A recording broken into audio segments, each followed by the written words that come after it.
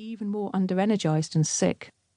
What you have left is someone who is unemployed or on sick leave, has very little self-esteem, confidence or self-worth, is struggling to find meaning in their life and their relationships, has little or no energy, eats sporadically and poorly, is over-reliant on alcohol, caffeine and nicotine, and has a dopamine addiction fed by an obsession with mobile devices, social media and email. So where do we go from here? If you've made the decision to listen to this book and are thinking this is me, and starting to feel anxious and panicky, don't worry.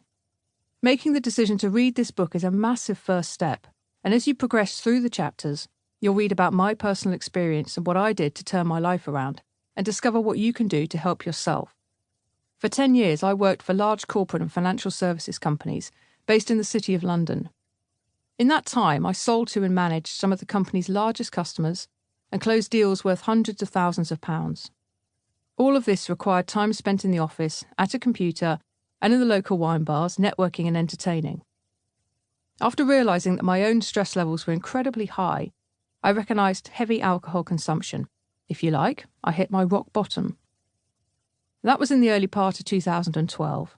Since then, I've radically changed my life by reviewing aspects of my lifestyle that were damaging, reigniting my passion for life and strengthening myself physically and mentally by following the steps outlined in this book, and empowering myself to want to maintain good health and happiness.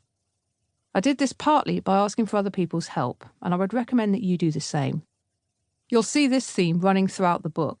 There is a remarkable power at force when two people focus on a common goal with an unswerving desire to make it happen.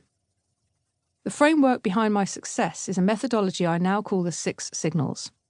The 6 signals are sleep, mental health, energy, body composition, digestion, and fitness. I'll address each of the signals in detail in chapters 7 to 12, along with the principles of interconnected health. In this book, I'll show you the formula you can use to recover from and mitigate the risks of professional burnout, and go on to lead a successful life and career. I'll also talk about how to recognise the warning signals that indicate you could be heading for burnout. The book contains case studies from people who talk candidly about their experiences and how they rebuilt their lives. The book also includes anecdotes and quotations, and each chapter contains useful tips from experts, as well as clients, and the opportunity for self-reflection. All of this is supported with suggestions for further reading. This book is a must-listen for anyone in a high-pressure environment at any level. Whether you're just starting to see the telltale signs of burnout or already suffering its crippling effects, this book will help you to get clarity about where you currently are in life and give you the opportunity to benefit from my proven framework for a successful recovery. The underlying message carried throughout the book is that everyone has the ability to change their lives if they have a strong desire and belief that they can. 1. What is burnout? Busyness is our drug of choice, numbing our minds just enough to keep us from dwelling on all that we fear we can't change. A compilation of coping mechanisms we have become our fatigue. L.M. Browning, Seasons of Contemplation, a book of midnight meditations. As I established in the introduction, professional burnout is sadly not uncommon. The increasing prevalence of burnout is in large part due to aggressive and demanding aspects of the modern corporate culture that have become endemic in industries such as banking and finance, law, and to a degree amongst large accountancy and audit firms.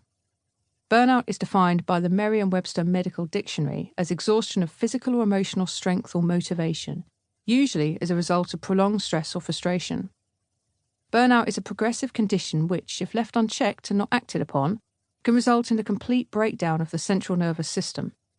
It is a very dangerous and healthspan reducing condition that at best blights lives and at worst can result in loss of life.